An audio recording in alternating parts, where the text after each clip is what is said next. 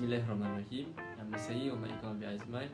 Matriks nombor saya AA18087. Assalamualaikum, nama saya Muhammad Azli Haris bin Azhari, bernombor matriks AA180779. Assalamualaikum warahmatullahi wabarakatuh. Nama saya Muhammad Syakir bin Ahmad Safarudin. Nombor matriks saya adalah AA180819. Bagi meneruskan pembentangan projek Enviro Green, saya akan teruskan dengan bab pengenalan iaitu latar belakang. Projek ini memfokuskan tentang sebuah prototipe yang dapat memudahkan proses penjagaan tumbuhan hiasan. Selain itu, projek ini juga mampu mengawal keperluan tumbuhan seperti air, cahaya secara automatik. Seterusnya, projek ini juga mampu mengesan perubahan suhu dan kelembapan kawasan untuk memastikan tumbuhan tumbuh dengan ideal bagi menjamin tahap kebersihan udara. Kita teruskan pembentangan dengan penyataan masalah. Penjagaan tumbuhan hiasan amatlah sukar bagi golongan yang tinggal di kawasan bandar dan tidak mempunyai halaman rumah. Perkara ini menyebabkan mereka lebih terdedah kepada risiko pencemaran udara. Golongan ini juga puratanya mempunyai jadual harian yang padat menukarkan mereka untuk menjaga tanaman hiasan. Di samping itu, terdapat juga 3 objektif bagi projek ini, iaitu yang pertama, untuk mereka bentuk sebuah prototipe yang dapat mengawal air, cahaya dan pH secara automatik. Yang kedua, untuk memantau pH tanah menggunakan sistem aplikasi Arduino. Dan yang terakhir sekali, iaitu untuk menguji keberkesanan prototipe selama 3 minggu.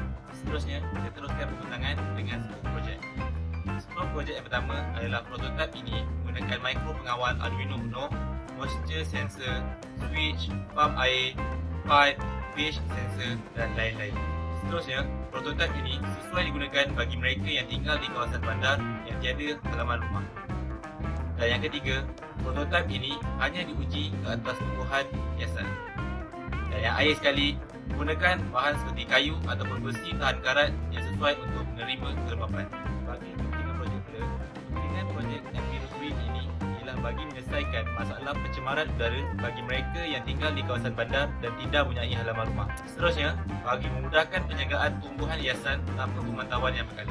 Dan akhir sekali, membantu meningkatkan pengudaraan yang bersih secara minima tanpa memerlukan tenaga elektrik yang tinggi. Untuk bahagian saya akan menerangkan tentang metodologi. Yang pertama adalah software yang digunakan. Kami memilih Arduino sebagai software yang digunakan untuk mengawal semua sistem yang digunakan di dalam projek kami. Yang seterusnya adalah Proteus 8. Kami memilih Proteus kerana ianya mudah dikendalikan. Proteus ini digunakan untuk mensimulasikan projek kami. Yang seterusnya adalah Carta Ahli Metodologi. Untuk permulaan kami merancang projek dan seterusnya kami membuat kajian literature. Mereka bentuk projek analita, penyambungan projek, uji kaji projek, menganalisis dan merekod data uji kaji, projek selesai, dan bentuk yang terakhir adalah membuat kertas teknikal dan membuat penulisan laporan akhir. Baiklah, saya akan sambung untuk bahagian yang seterusnya adalah bahagian komponen yang digunakan. Untuk komponen yang pertama adalah Arduino Uno. Arduino Uno adalah sebuah mikro pengawal yang mengawal semua tindakan dan proses dalam data. Penggunaan Arduino Uno amatlah penting kepada simulasi dan prototipe ini. Ianya kerana untuk memastikan fungsi dan hasil yang kami ingini berada dalam keadaan yang optimum dan maksimum. Komponen yang kedua adalah DHT11. DHT11 adalah komponen yang mengukur nilai suhu dan kelembapan pada tumbuhan yang digunakan. Penggunaan DHT11 di dalam simulasi adalah untuk memasukkan nilai suhu dan kelembapan yang mana untuk melihat reaksi komponen lain sekiranya suhu berada di luar aras yang ditetapkan. Komponen yang ketiga adalah DS1307. Penggunaan DS1307 di dalam simulasi ini adalah sebagai timer yang mengikut masa sebenar. Bahkan fungsi DS1307 ini sama sekiranya projek ini dijalankan di dalam bentuk prototipe. Penggunaan komponen ini amatlah penting untuk mensimulasikan keadaan sebenar prototipe. Komponen yang keempat adalah switch. Switch adalah berfungsi sebagai pemutus ataupun penyambung bekalan utama. Switch digunakan di dalam simulasi ini adalah berfungsi sebagai untuk mensimulasikan water level switch yang yang mana untuk mengukur paras air yang digunakan dalam tangki. Switch ini juga digunakan sebagai pemutus dan penyambung litar kepada LED strip kepada pengguna. Sekiranya pengguna meletakkan prototipe ini di bawah ataupun di tempat yang mudah mendapat cahaya matahari. Komponen yang seterusnya adalah potentiometer ataupun port HG. Port HG adalah komponen yang mempunyai nilai perintang yang boleh diubah nilai rintangannya semasa simulasi dijalankan. Penggunaan port HG adalah untuk mensimulasikan nilai kelembapan pada moisture sensor sekiranya simulasi ini digunakan pada prototipe. Komponen yang keenam adalah LED. LED adalah komponen yang memancarkan cahaya sekiranya arus mengalir melaluinya. Terdapat 4 jenis LED yang digunakan di dalam simulasi ini, iaitu merah, biru, hijau dan kuning. Penggunaan LED hijau, merah dan biru adalah sebagai informasi yang akan dihantar kepada pengguna, manakala LED berwarna kuning digunakan sebagai pencahayaan yang digunakan di dalam simulasi untuk tumbuhan. Komponen yang seterusnya adalah motor. Motor adalah komponen yang digunakan sebagai pam air. Hal ini kerana motor adalah output yang paling sesuai untuk mensimulasikan pam air. Komponen ini akan bertindak mengikut data atau maklumat input yang dihantar melalui mikro pengawal. Komponen yang ke-8 adalah power source atau sumber tenaga. Komponen yang seterusnya adalah ground. Komponen ini digunakan sebagai ground common atau referensi 0 volt. Komponen yang terakhir adalah resistor atau pelentang. Bahagian yang seterusnya saya akan membentangkan tentang carta alih simulasi, di mana Arduino Uno digunakan sebagai mikro pengawal dan power supply akan dimasukkan. Terdapat 5 input, iaitu 1 model real time clock model, 1 switch water level, 3 sensor pH sensor, DHT11 dan moisture sensor. Sekiranya input menerima maklumat, ianya akan terus menghantar maklumat tersebut kepada output, iaitu LED light, RGB light dan water pump. Bismillahirrahmanirrahim. Baiklah, saya akan cover untuk bahagian keputusan. Sebentar, biar saya buka prokis. Baiklah, ini adalah litar simulasi kepada prototipe yang kami cuba jalankan. Baiklah, kat sini kita ada 2 Arduino dan 1 model daripada DS1307. Baiklah, komunikasi di antara 2 model 2 Arduino ini adalah kita gunakan master slave communication, manakala daripada Arduino 2 kepada DS1307 kita gunakan I2C communication. Baiklah, kalau kita perasan, dekat sini ada penambahan komponen yang baru, iaitu crystal oscillator. Fungsi crystal oscillator ini adalah sebagai electrical component yang menghadkan jumlah frekuensi untuk masuk ke dalam sesuatu komponen yang cuba dihadkanlah. Kalau dalam simulasi ini dia cuba hadkan frekuensi untuk masuk ke dalam DS1307. Baiklah, secara umumnya dalam litar ini ada 3 komponen yang mensimulasikan keadaan prototipe sebenar. Yang pertama iaitu potentiometer, yang kedua adalah motor, ketiga adalah switch. Kalau kita lihat di kolom kod di sebelah kiri kita ni, dia ada menyatakan bahawa nilai yang kita cuba nak untuk moisture sensor adalah di antara 500 kepada 600. Baiklah, kan kalau kita perasan dekat port HG ni dia menggunakan percentage atau peratusan. Maka saya telah melakukan pengiraan iaitu di antara 42% kepada 51% adalah di antara jumlah yang kita mahukan, iaitu 500 kepada 600. Mana kata 42% itu jumlahnya adalah 594, manakala 51% itu adalah 502. Baiklah, selesai untuk bahagian booster sensor. Baiklah, dalam litar simulasi ini kita nak uji 3 perkara, iaitu yang pertama adalah tindak balas pump air terhadap perubahan switch dan juga perubahan moisture sensor. Yang kedua, kita nak uji tindak balas RGB terhadap perubahan switch dan juga perubahan zoom. Yang ketiga, kita nak lihat tindak balas LED terhadap perubahan switch dan juga perubahan daripada pemasa iaitu DS1307. Baiklah, kita teruskan dengan ujian pertama, iaitu reaksi pam air terhadap perubahan switch dan juga perubahan moisture sensor. Kalau kita dapat lihat daripada keputusan di sebelah kiri, kita dapat lihat ada 4 uji kaji yang kita akan lakukan. Yang pertama, bacaan kelembapan di aras 52% bersama dengan nilai 492. Aras tangki air adalah tinggi, maka yang kita akan dapat adalah pam air rendah. Kalau peratusan adalah 49% dan nilai adalah 522. 522 ni adalah nilai di antara yang telah kita tetapkan pada coding, iaitu di antara 500 kepada 100, maka pam air akan tinggi. So, keputusannya adalah pam air tinggi apabila aras tinggi. Baiklah, 41% bacaan kelembapan bersama dengan 604. Aras tangki air tinggi, keputusan kita akan dapatlah rendah. Bacaan kelembapan peratusan 48, nilai 532, tetapi aras tangki air rendah, jawapan kita akan dapat tetap rendah. Baiklah, itu saja kita akan lihat. Yang pertama, kita nak lihat bahawa peratusan tangki air, bacaan kelembapan peratusan adalah 52%. Kita buka dahulu, kita run dahulu. Kita tetapkan 52.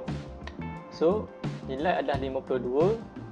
Aras tangki air tinggi, pam air tidak bergerak bersamaan dengan pam air rendah. So, keputusan yang pertama, ya, betul. So, kita lihat keputusan yang kedua, iaitu ataupun uji kaji yang kedua. Peratusan bersama dengan 49%, aras tangki air tinggi, pam air adalah tinggi. So, kita letak kepada 49%. 49%, aras tangki air tinggi, pam air adalah tinggi. So, maksudnya uji kaji kedua juga betul. Baiklah, kita nak cuba untuk uji kaji yang ketiga, iaitu peratusan 41%, aras tangki air tinggi, maka akan dapat rendah. So, jadi kita tetapkan 41%, aras tangki air tinggi, maka pam air rendah, pam air tidak bergerak. Jadi keputusan yang ketiga juga betul. Kita nak cuba untuk yang terakhir sekali, iaitu peratusan 48%, aras tangki air rendah, maka kita akan dapat rendah. Jadi kita pergi kepada question answer, kita naikkan kepada 48%. Kita rendahkan aras tangki air. Selepas kita rendahkan aras tangki air, pam air pun berhenti. Maksudnya pam air rendah apabila 48% aras tangki air rendah, maka jawapannya rendah. Jadi apabila kita melihat daripada keputusan yang pertama, ia membuktikan bahawa ianya semua mengikut seperti apa yang kami mahukan. Baiklah, kita bergerak kepada uji kaji yang kedua, iaitu uji kaji bacaan suhu dan aras tangki air terhadap lampu RGB. Maksudnya kita nak lihat tindak balas RGB terhadap perubahan switch dan juga perubahan daripada suhu. Kalau kita dapat lihat daripada raja di sebelah kiri, kita dapat lihat bahawa ada 8 uji kaji. Dalam ujian ini sebenarnya kami cuba melihat atau menggariskan sekiranya suhu itu di bawah aras, maka satu lampu akan menyala. Sekiranya suhu itu melepasi aras yang ditetapkan, maka satu lampu menyala. Tapi sekiranya perubahan itu tidak ditetapkan apa-apa faktor, iaitu melainkan faktor aras tangki air itu rendah, maka hanya lampu hijau menyala. Maksudnya kita cuba bagi tahu kepada pengguna bahawa aras tangki air rendah sekiranya lampu hijau menyala. Dan kita juga cuba bagi tahu pada pengguna bahawa sekiranya suhu rendah daripada aras yang ditetapkan, maka lampu biru akan menyala. Namun sekiranya lampu merah menyala, maksudnya kita cuba bagi tahu pada pengguna bahawa suhu sekitar tumbuhan itu adalah dalam keadaan atas aras yang ditetapkan. Manakala sekiranya tumbuhan hiasan ataupun prototipe dalam keadaan yang dirancang ataupun dalam keadaan baik, maka ketiga-tiga lampu akan menyala. Baiklah, tanpa kita buang masa, kita akan teruskan kepada ujian kedua. Uji kaji yang pertama, iaitu suhu 24, aras tangki air tinggi, maka kita akan dapat lampu biru. Baiklah, kita cuba run. Aras tangki air tinggi, lampu suhu ada 24, maka kita akan dapat lampu warna biru menyala. Sekiranya suhu 24 tapi aras tangki air rendah, ke lampu hijau yang akan menyala. Sama seperti keputusan daripada yang pertama dan yang kedua, iaitu sekiranya suhu 24, aras tangki air tinggi, kita akan dapat warna biru. Sekiranya suhu 24, aras tangki air rendah, kita akan dapat warna hijau. Baiklah, kita akan teruskan yang ketiga pula dengan yang keempat. Sekiranya aras tangki 26, sekiranya suhu ada 26, aras tangki air tinggi, maka semua akan menyala. Tapi sekiranya suhu 26, aras tangki air rendah, maka hanya lampu hijau saja akan menyala. Baiklah, aras tangki air tinggi kita akan tetapkan kepada suhu 26. Maka dapat dilihat bahawa semua lampu menyala seperti yang kita mahukan. Namun sekiranya aras tangki air rendah, hanya satu saja lampu yang menyala. Baiklah, maksudnya uji kaji untuk suhu 26, aras tangki air tinggi, semua lampu menyala ialah seperti apa yang kita mahukan. Suhu 26, aras tangki air rendah, hanya satu saja lampu menyala iaitu lampu hijau. Seandainya suhu 30 darjah Celsius, aras tangki air tinggi, hanya lampu merah sahaja menyala. Manakala sekiranya suhu 30 darjah Celsius, aras tangki air rendah, maka lampu hijau yang akan menyala. Baiklah, kita akan teruskan dengan kita naikkan suhu 30 darjah Celsius dan tangki air adalah tinggi. Maka seperti apa yang kita jangka bahawa aras tangki air adalah tinggi, dan sekiranya kita meletakkan aras tangki air di bahagian rendah, maka hanya satu lampu sahaja menyala iaitu lampu hijau. Ya, seperti apa yang dijangka, lampu hijau sahaja menyala. Maka keputusan untuk suhu 30, aras tangki air rendah, hanya lampu merah sahaja menyala. Seperti apa yang kita mahukan, suhu 30 darjah Celsius, aras tangki air rendah, hanya lampu hijau sahaja menyala, sama seperti apa yang kita mahukan.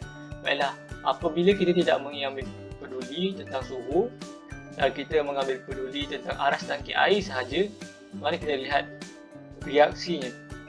Saya tidak mengubah suhu dan saya akan letak bahawa suhu adalah 30 darjah Celsius, sama seperti yang tadi. Maka kita cuba naikkan aras tangki air kepada aras tinggi, maka kita akan dapat jawapan seperti apa yang warnanya telah ditetapkan. Sekiranya kita letak pada aras tangki rendah, maka hanya lampu hijau saja menyala, seperti apa yang dijangkakan. Sekiranya kita tidak ambil peduli suhu dan aras tangki air adalah tinggi dan tinggi, maka lampu akan menyala mengikut apa keadaan yang ditetapkan. Manakala sekiranya aras tangki air rendah, maka hanya lampu hijau sahaja menyala. Baiklah, selesai ujian yang kedua iaitu keputusan bacaan suhu dan aras tangki air terhadap lampu RGB. Semua ujian telah dilakukan adalah seperti apa yang kami mahukan. Baiklah, untuk uji kaji yang terakhir iaitu keputusan bacaan masa dan switch terhadap LED, iaitu kita nak lihat reaksi LED terhadap perubahan switch dan juga pemasa. Kalau kita lihat daripada keputusan bacaan masa dan switch terhadap LED di sebelah kiri ini, ianya tidak dapat dilakukan sama seperti apa yang saya cuba simulasikan, kerana jika kita lihat pada masa daripada keputusan ini, ianya adalah masa yang sama digunakan daripada penggunanya. Sebagai contoh, sekiranya penggunanya menggunakan pada pukul 6 pagi, maka LED ini akan bertindak balas sama dengan kod operasi ataupun coding yang telah ditetapkan pada pukul 6 pagi. Namun sekiranya penggunanya menggunakan pada pukul 8 malam, maka LED ini akan bertindak balas sama dengan kod operasi ataupun coding yang telah ditetapkan pada pukul 8 malam. Kalau kita lihat di sebelah kiri saya juga, anda akan nampak bahawa coding yang saya telah tetapkan bahawa LED ini akan menyala pada pukul di antara pukul 6 sehingga pukul 11 malam. Maknanya, lampu LED ini akan menyala pada pukul 6 sehingga 11 malam. Saya akan buktikan bahawa ia benar-benar menyala. Kalau kita lihat pada keputusan, kita dapat lihat bahawa sekiranya switch tidak bersambung, maka LED tidak akan menyala. Namun sekiranya ia bersambung dan pada masa yang ditetapkan, maka LED itu akan menyala. Baiklah, saya akan buktikan perkara itu dengan melihat pada liftar yang telah saya lakukan. Baiklah, masa sekarang adalah pada pukul 6.40 petang bersamaan dengan 18 jam 40 minit. Sekiranya saya merekodkan ini pada pukul 18.40 minit, ianya telah melebihi masa yang ditetapkan untuk LED itu menyala. Jadi, apa yang saya nak buktikan dari simulasi ini, adakah lampu itu benar-benar menyala ataupun tidak? Baiklah, kalau kita lihat, seperti apa saya cakap tadi, sekiranya switch itu terbuka atau dalam keadaan rendah, LED ini tak akan menyala. Namun, sekiranya ia dalam keadaan bersambung, maka LED itu akan menyala seperti apa yang kita tetapkan. Jadi, Apa yang saya nak buktikan pada simulasi ini ataupun keputusan ini adalah saya nak buktikan bahawa keputusan bacaan masa dan switch terhadap LED ini benar-benar berjaya seperti apa yang kita mahukan. Hasil perbincangan daripada keputusan sebentar tadi, terdapat beberapa masalah yang kami hadapi, iaitu masalah yang kami hadapi adalah penggunaan pH sensor pada simulasi adalah tidak relevan melihat kepada sifat Arduino Uno itu sendiri. Arduino Uno hanya boleh membaca satu analog input sahaja dalam satu masa, walaupun kami telah menggunakan berbagai cara. Cara yang kami gunakan adalah menggunakan master slave communication ataupun serial communication ataupun I2C communication untuk memastikan bahawa pH sensor ini dapat dibaca. Namun setelah beberapa kali percubaan ataupun cara yang lain untuk mendapatkan pembacaan itu masih tidak berjaya kerana Arduino Uno itu dapat membaca hanya satu analog input dalam satu masa. Walaupun kami tidak berjaya untuk mendapatkan salah satu objektif utama dalam projek ini, namun apa yang kami dapat pastikan adalah simulasi kepada prototipe ini berjalan lancar dan stabil tanpa sebarang sekatan seperti mana dalam keputusan sebentar tadi. Pun begitu, walaupun penggunaan pH sensor di dalam simulasi ini tidak berjaya, namun perkara ini tidak menjadi satu masalah kerana penggunaan pH sensor atau perubahan pH tanah memerlukan jangka masa yang lebih lama untuk perubahan pH itu berubah, dan prototipe ini juga dicipta untuk memastikan bahawa tanaman hiasan itu dapat dipantau secara berkala. Jadi sekiranya penggunanya ingin memantau atau menjaga tumbuhan itu pada masa itu, pengguna juga boleh menguji kaji pH tanahnya pada ketika beliau sedang melakukan pemantauan terhadap tanaman hiasan tersebut. Untuk bahagian yang terakhir, saya akan membentangkan tentang kesimpulan. Untuk yang pertama, projek kami berfungsi dengan baik walaupun ia tidak mengikut kehendak yang ditetapkan kerana pH sensor tidak dapat dilakukan. Ini kerana hanya satu analog yang dapat dijalankan dalam satu masa, walaupun pelbagai cara yang telah kami lakukan seperti master slave communication, serial communication maupun I2C communication masih tidak dapat dilakukan. Dan seterusnya, projek kami ini ialah projek yang menjimatkan tenaga elektrik dan bersesuaian dengan permasalahan yang dihadapi oleh penduduk bandar yang tiada ruang atau kawasan untuk menanam tumbuhan hiasan. Dengan cara penjagaan tumbuhan hiasan ini, ianya mampu menjadi sumber semula jadi pengudaraan dan mengekalkan kadar oksigen, terutamanya bagi golongan skop projek. Dan ianya mampu untuk mengubah landscape cara penjagaan tumbuhan hiasan dengan lebih fleksibel. Sekian, terima kasih.